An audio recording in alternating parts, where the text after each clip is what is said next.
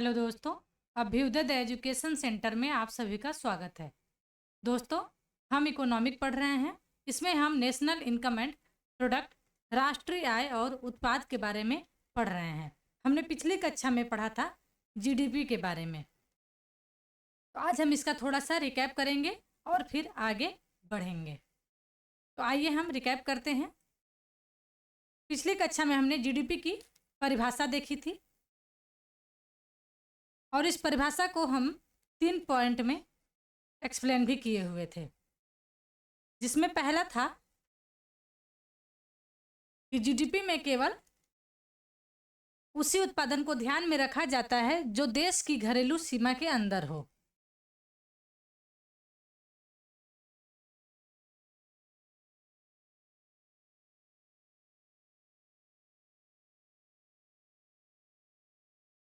दूसरा हमने देखा था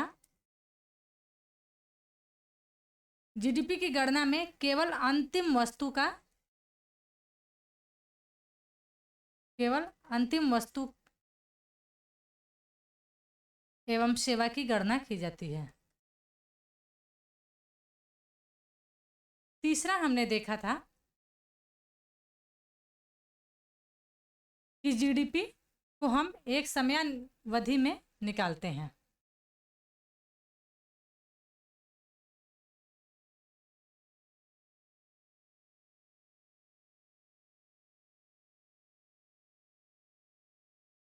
जो कि सामान्यतः 1 साल का होता है।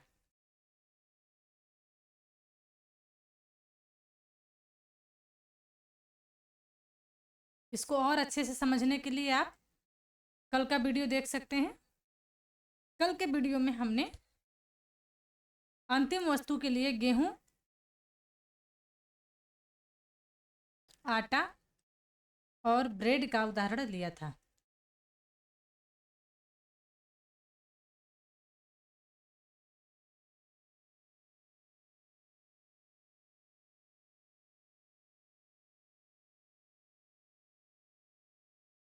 इसमें हम सिर्फ ये बताना चाहते हैं कि जीडीपी में गणना ब्रेड की होगी, यानी जीडीपी होगा 20 रुपये।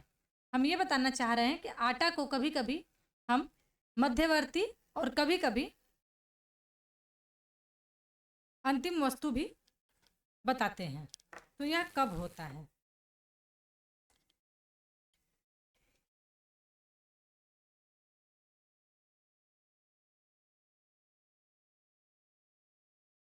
यहाँ हम लिखते हैं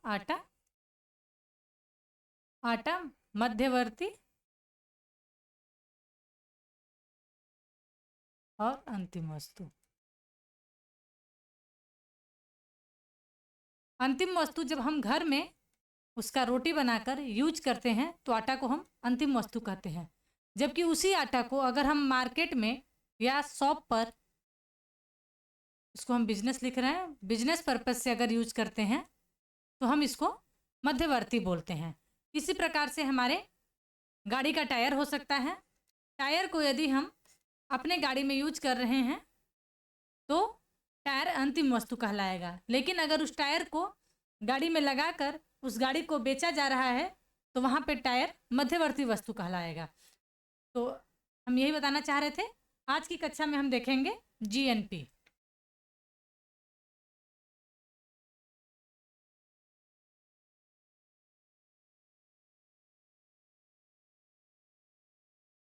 जीएनपी का फुल फॉर्म होता है gross national product. Gross national product.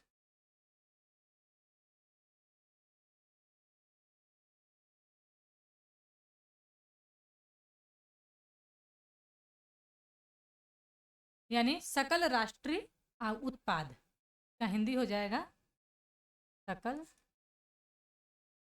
राष्ट्रीय उत्पाद।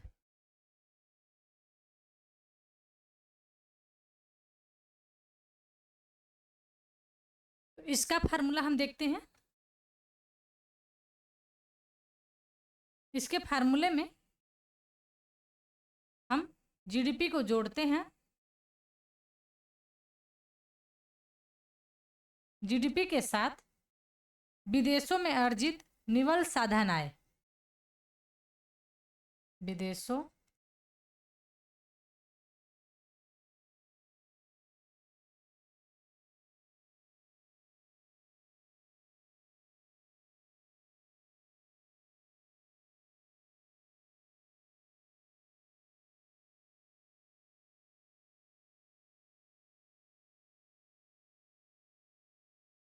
इसको जोड़ते हैं, इसको इंग्लिश में कहते हैं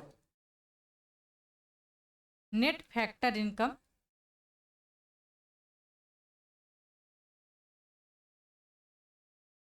अर्न एब्रॉड।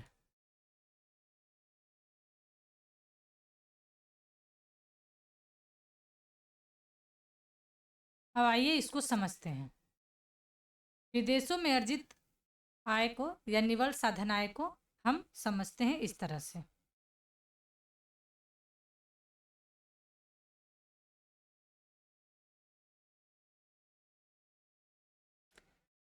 इसको कहते हैं भारतीय साधनों द्वारा विदेशों में अर्जित आय।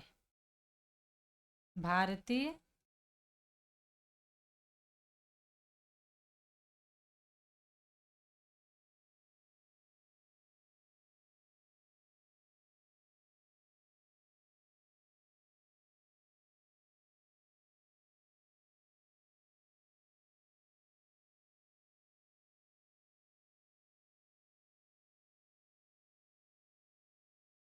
इसको हम मान लेते हैं ए। इसमें से हम घटाते हैं विदेशी साधनों द्वारा भारत में अर्जित आय।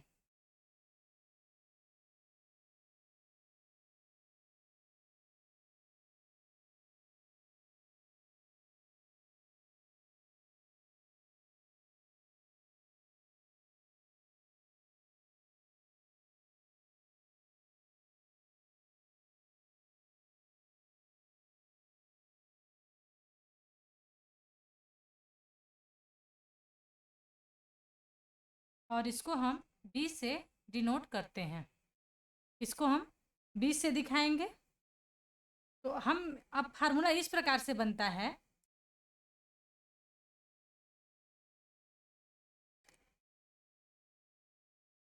जीएनपी बराबर जीडीपी प्लस ए माइनस बी। ये ए और बी क्या है? भारतीय साधनों द्वारा विदेशों में अर्जित आय ए है और विदेशी साधनों द्वारा भारत में अर्जित आय बी है। ये हमारा फार्मूला बनता है जीएनपी का।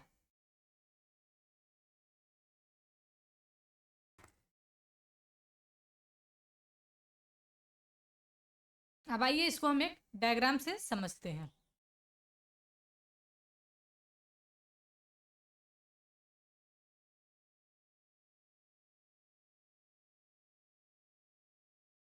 हम इस डायग्राम में कल इसको माने थे हम कि भारत का यह क्या है?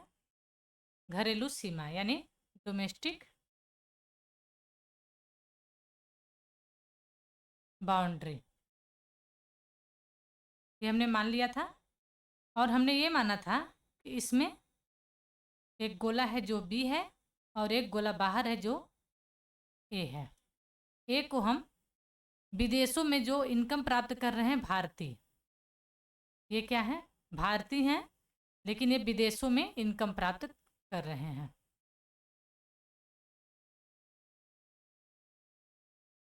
इनको हम एनआरआई भी कह सकते हैं, यानी नॉन रेजिडेंशियल इंडियन, अनिवासी भारतीय, नॉन रेजिडेंट इंडियन। ये कौन है? ये बी वाला जो कॉलम है ये विदेशी हैं, लेकिन ये भारत में इनकम प्राप्त कर रहे हैं। भारत में आय का इनका कोई साधन है, ये भारत में इनकम प्राप्त कर रहे हैं। तो अब इसमें करना क्या है? जो देश की घरेलू सीमा में हमारी जीडीपी को काउंट करते समय इस भारतीय जो विदेशों में आय अर्जित कर रहे हैं उनको जोड़ देना है। जीएनपी हम निकाल रहे हैं ना, तो जीएनपी निकालते समय, जीडीपी नहीं, जीएनपी निकालते समय, जीएनपी निकालते समय हमें क्या करना है,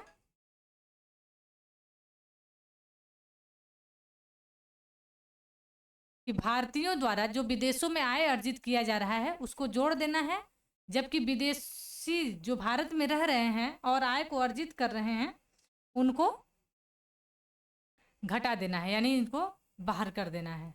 इस तरह से हम चिन्ह लगाएंगे घटाने का।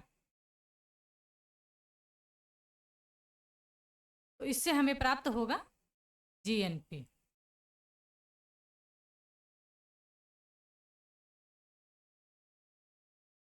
इससे हमको जीएनपी प्राप्त होगा।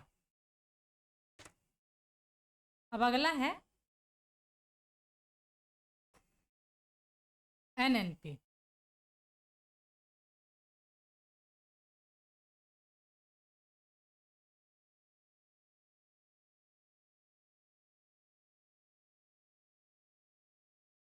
एनएनपी, एनएनपी का फुल फॉर्म है नेट नेशनल प्रोडक्ट।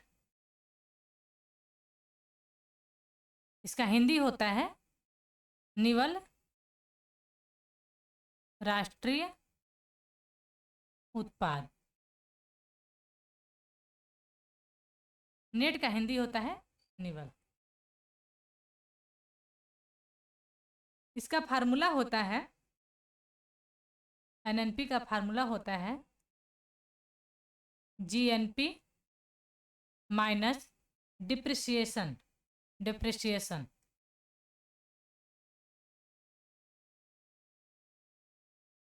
इसको हिंदी में हम मूल्य ह्रास कहते हैं, मूल्य ह्रास, या इसको हिंदी में अपकर्ष भी कहते हैं।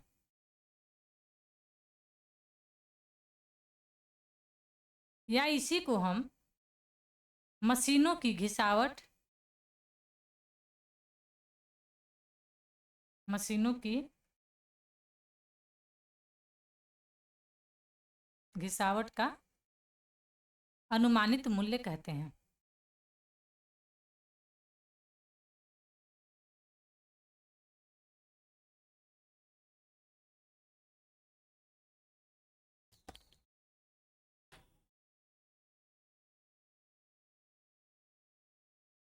इसको हम इस तरह से समझेंगे कि मान लेते हैं हम कोई मोबाइल या कोई लैपटॉप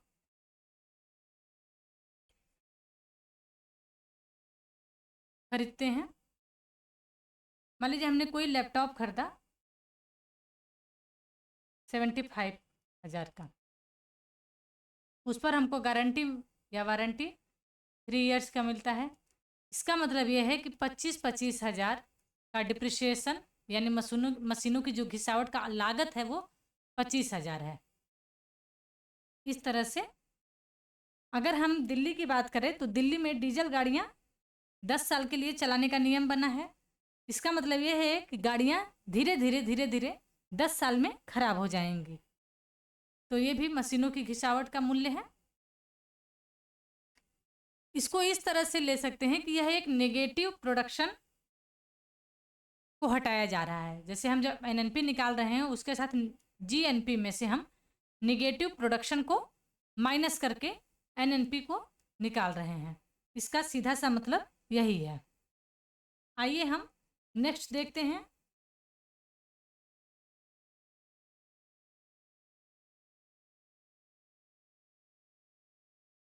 नेक्स्ट है NNP eight factor cost. NNP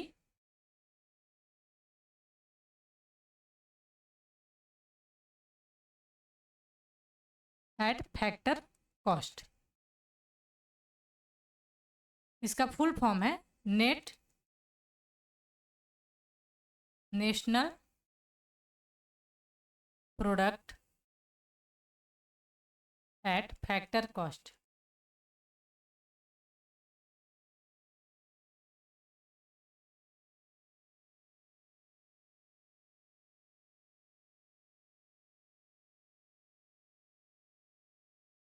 इसका हिंदी होगा साधन लागत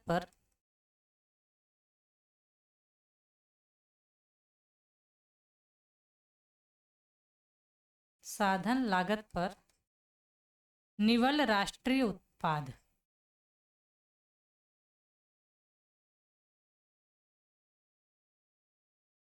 इसको कहते हैं NNI,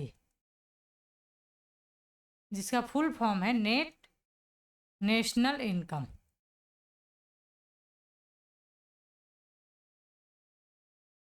इसका हिंदी में है निवल राष्ट्रीय आय।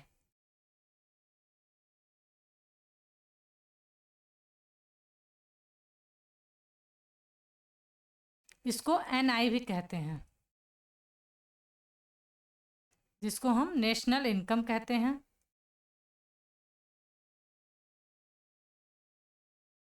यानी राष्ट्रीय आय, इस तरह से। तो NNP अगर हम फैक्टर कॉस्ट पे निकाल रहे हैं तो उसको NNI या फिर नेशनल इनकम भी कहते हैं।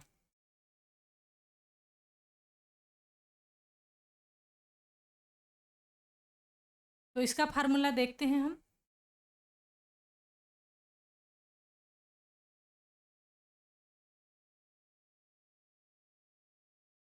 इसका फार्मूला होता है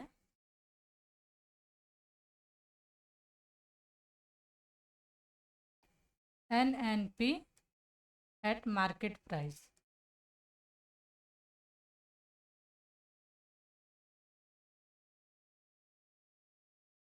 minus indirect tax in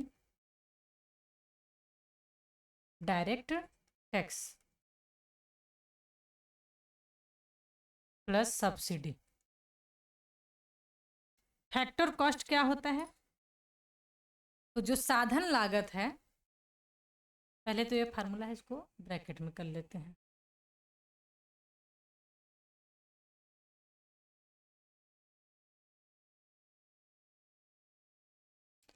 factor cost साधन लागत जो साधनों को भुगतान किया जाता है, साधनों को जो भुगतान होता है,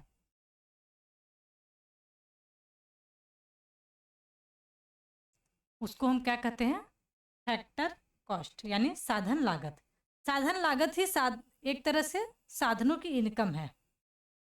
साधन लागत ही साधनों की इनकम है और यही देश की आय है, जिसको हम नेशनल इनकम कहते हैं। साधन लागत में हम इस तरह से समझ सकते हैं कि एक ही सिक्के के दो पहलू होते हैं, जैसे हेड या टेल। उसी तरह से अगर हम आयात कर रहे हैं, मान लीजिए भारत द्वारा किसी वस्तु का आयात किया जा रहा है, तो उसको सऊदी अरब द्वारा क्या कहा जाएगा? कि हमने निर्यात किया। अगर दो देश की बात हो जाए, भारत और सऊदी अरब की, तो हम जो आयात कर रहे हैं, या मान लीजिए हमने कुछ निर्यात किया, कोई वस्तु निर्यात किया, तो सऊदी अरब द्वारा उसे क्या कहा जाएगा? आयात। तो यानी ये एक ही सिक्के के दो पहलू हैं। तो वही है, साधन लागत को ही क्या कहा जा रहा है? साधन इनकम, यानी फैक्टर कॉस्ट ही इनकम है, और इसी को हम देश की आय कहते हैं। इनडायरेक्ट टैक्स क्या है? जो गुड्स एंड सर्विस यानी GST को क्या बोलते हैं? इनडायरेक्ट टैक्स बोलते हैं। आइए हम इसको इस तरह से समझते हैं। जैसे हम एक मार्केट से लिख रहे हैं, तो मार्केट के लिए समझते हैं मैथमेटिक्स के द्वारा। मान लीजिए एक मार्केट को बनने में सबसे पहले क्या चाहिए? श्रम चाहिए। श्रम के लिए हम क्या देते हैं? मजदूरी प्रदान करते हैं। दूसरा क्या होगा? इसमें कोई पूंजी लगेगी, कैपिटल, जिसके लिए ब्याज देना पड़ेगा। तीसरा होगा भवन,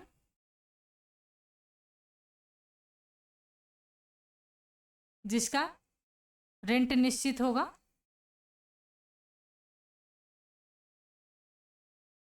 चौथा है, इसके लिए कच्चे माल की आवश्यकता होगी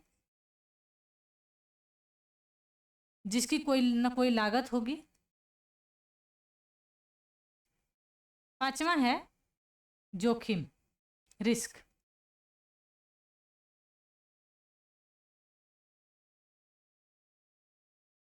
जिससे प्रॉफिट मिलेगा यानी लाभ। मानते हैं कि श्रम या मजदूरी का मूल्य होगा 2 रुपये, ब्याज होगा 1 रुपये, रेंट होगा 1 रुपये, लागत होगी 3 रुपये और प्रॉफिट हुआ 3 रुपये। इस तरह से सब जोड़ेंगे तो आएगा कुल मिला के 10 रुपये। तो ये 10 रुपये क्या है? टोटल फैक्टर कॉस्ट है।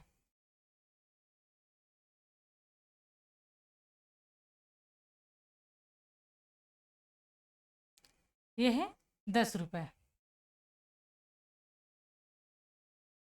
अब हम इस 10 रुपये के लिए, ये तो फैक्टर कॉस्ट हो गया।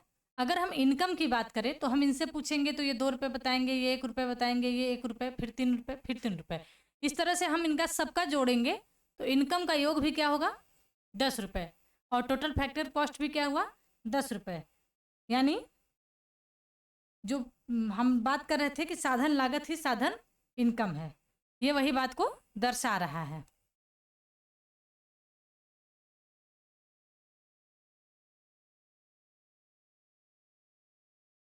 अब इस पर हम मान लेते हैं कि सरकार के द्वारा जीएसटी लगाया गया। कितना लगाया गया? 10%।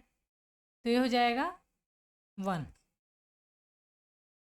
और इसका मूल्य हो जाएगा 11 रुपये। ये क्या है?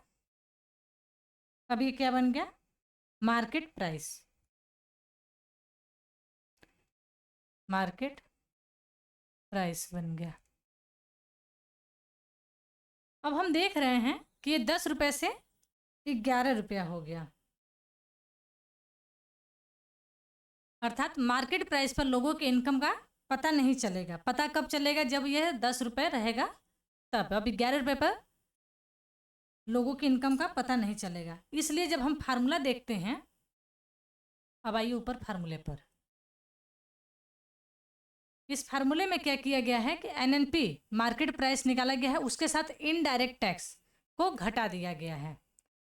तो हम क्या करेंगे? ये जो टैक्स है, जीएसटी जो लगा है, इसको हम घटा देंगे। घटाएंगे तो आ जाएगा 10 रुपये। अब इससे हम लोगों की इनकम का पता लगा सकते हैं। तो ये रहा एनएनपी यानी या फिर एनआई, जिसको हम नेशनल इनकम भी कहते हैं। आइए हम देखते हैं नेक्स्ट है हमारा पीसीआई, जिसको पर कैपिटा इनकम कहते हैं।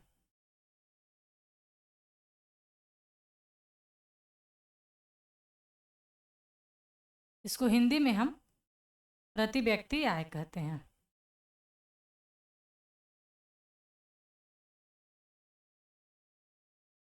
इसका फार्मूला बताएंगे हम यहाँ पर। इसका फार्मूला होता है कि नेशनल इनकम को पॉपुलेशन से भाग दे दिया जाए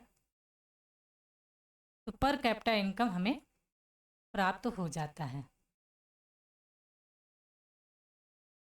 इसी प्रकार से हम प्रति व्यक्ति अगर जीडीपी निकालना चाहते हैं तो जीडीपी में पॉपुलेशन से भाग दे देंगे तो प्रति व्यक्ति जीडीपी हमें प्राप्त हो जाएगा।